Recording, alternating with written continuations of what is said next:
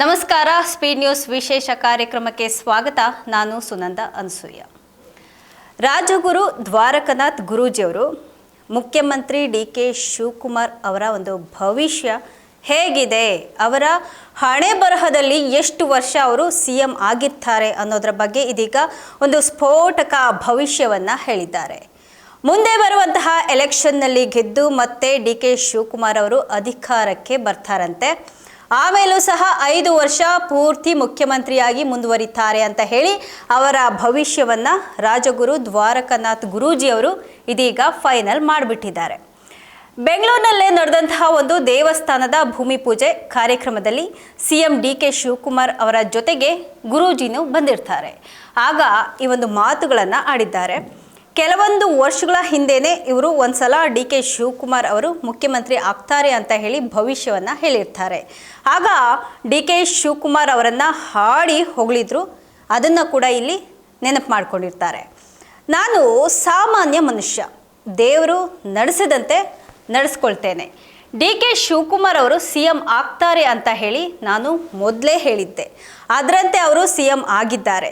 ಶ್ರೀರಾಮನು ಅಯೋಧ್ಯೆಯನ್ನು ಹೇಗೆ ಸಂಪಾದನೆ ಮಾಡಿದ್ನೋ ಹಾಗೆ ಶಿವಕುಮಾರ್ ಅವರು ಕಷ್ಟಪಟ್ಟು ಕರ್ನಾಟಕವನ್ನು ಸಂಪಾದನೆ ಮಾಡಿದ್ದಾರೆ. ಅವರು ಇನ್ನೂ ಅನೇಕ ಕಾಲ CM ಆಗಿದ್ಕೊಂಡು ಜನಸೇವೆಯನ್ನು ಮಾಡಲಿ ಅಂತ ಹೇಳಿ ನಾನು ಹಾರೈಸ್ತೇನೆ. ಸುಬ್ರಹ್ಮಣ್ಯ ದೇವರೇ ಡಿ.ಕೆ. ಶಿವಕುಮಾರ್ ಅವರ ಒಂದು ಹೆಸರಿನಲ್ಲಿ ಬಂದು ಈ ದೇವಾಲಯದ ಜಾಗವನ್ನು ಕೊಡಿಸಿದ್ದಾನೆ. 5 ವರ್ಷ ಪೂರ್ತಿ ಡಿ.ಕೆ. ಶಿವಕುಮಾರ್ ಅವರೇ CM ಆಗಿರಲಿ. ಅಂದು ಮಾಜಿ CM ದೇವರಾಜ್ ಅರಸು ಅವರು ಎಲ್ಲರನ್ನ ಒಳಗೊಂಡು ಒಂದು ಜನಸೇವೆಯನ್ನು ಮಾಡಿರ್ತಾರೆ.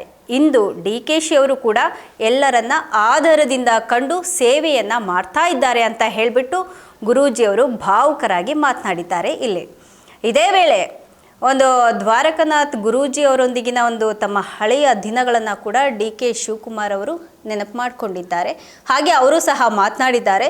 ನೀನು ಮಂತ್ರಿ ಆಗ್ತೀಯಾ ಅಂತ ಹೇಳಿಬಿಟ್ಟು ದ್ವಾರಕನಾಥ್ ಅವರು ನನಗೆ 35 ವರ್ಷಗಳ ಹಿಂದೆನೇ ಹೇಳಿದರು. ಅವರು ನನಗೆ ನೀಡಿದಂತಹ ಒಂದು ಮಾರ್ಗದರ್ಶನವನ್ನು ಬರೆಯೋಕೆ ಅಂತ ಹೊರಟ್ರೆ ಒಂದು ದೊಡ್ಡ ಪುಸ್ತಕನೇ ಆಗುತ್ತೆ.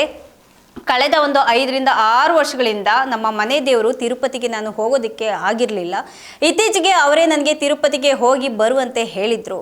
ಹಾಗೆಯೇ ಎಷ್ಟೋ ಜನ ಸ್ವಾಮೀಜಿಯವ್ರನ್ನ ಟೀಕೆ ಮಾಡಿದ್ರು. ಏನಂದರೆ 35 ವರ್ಷಗಳ ಹಿಂದೆಯೇ ಮಂತ್ರಿ ಆಗ್ತಾರೆ ಅಂತ ಹೇಳಿದ್ರಲ್ಲಪ್ಪ, ಎಲ್ಲಪ್ಪ ಅವರು CM ಆಗ್ತಾರೆ ಅಂತ ಹೇಳಿದ್ರಿ, ಆದರೆ ಇನ್ನೂ ಆಗಿಲ್ವಲ್ಲ ಅಂತ ಹೇಳಿಬಿಟ್ಟು ಟೀಕೆಗಳನ್ನು ಮಾಡ್ತಾಯಿದ್ರು ಸ್ವಾಮೀಜಿಯವರಿಗೆ. ಆದರೂ ಸಹ ಯಾವುದೇ ಒಂದು ಟೀಕೆಗಳಿಗೆ ಧಮಕಿಗಳಿಗೆ ಹೆದರ್ಕೊಳ್ಳದೆ ಗುರೂಜಿಯವರು ನನಗೆ ಮಾರ್ಗದರ್ಶನವನ್ನು ಕೊಡ್ತಾನೇ ಬಂದಿದ್ದಾರೆ. ದೇವರಾಜ ಅರಸು, SM ಕೃಷ್ಣ, ವಿಲಾಸರಾವ್ ದೇಶಮುಖ್ ಅವರ ಕಾಲದಿಂದಲೂ ಸಹ ಅನೇಕರಿಗೆ ಅವರೇ ಗುರೂಜಿಯವರೇ ಮಾರ್ಗದರ್ಶನವನ್ನು ಕೊಡ್ತಾ ಇರುವಂತಹ ದ್ವಾರಕನಾಥ್ ಗುರೂಜಿ ಏನಿದ್ದಾರೆ ಅವರು ಒಂದು ಜ್ಞಾನದಲ್ಲಿ ಅತ್ಯಂತ ಶ್ರೀಮಂತರು ಅಂತ ಹೇಳಿಬಿಟ್ಟು ಮುಖ್ಯಮಂತ್ರಿ ಡಿ.ಕೆ. ಶಿವಕುಮಾರ್ ಅವರು ಕೂಡ ಗುರೂಜಿಯವರನ್ನು ಶ್ಲಾಘಿಸಿದ್ದಾರೆ. ಇದಾಗಿತ್ತು ಇವತ್ತಿನ ವಿಶೇಷ. ನಿರಂತರ ಸುದ್ದಿಗಾಗಿ ನೋಡ್ತಾ ಇರಿ ಸ್ಪೀಡ್ ನ್ಯೂಸ್ ಕನ್ನಡ. ಸುದ್ದಿ ನಿಮ್ಮದು, ವೇಗ ನಮ್ಮದು.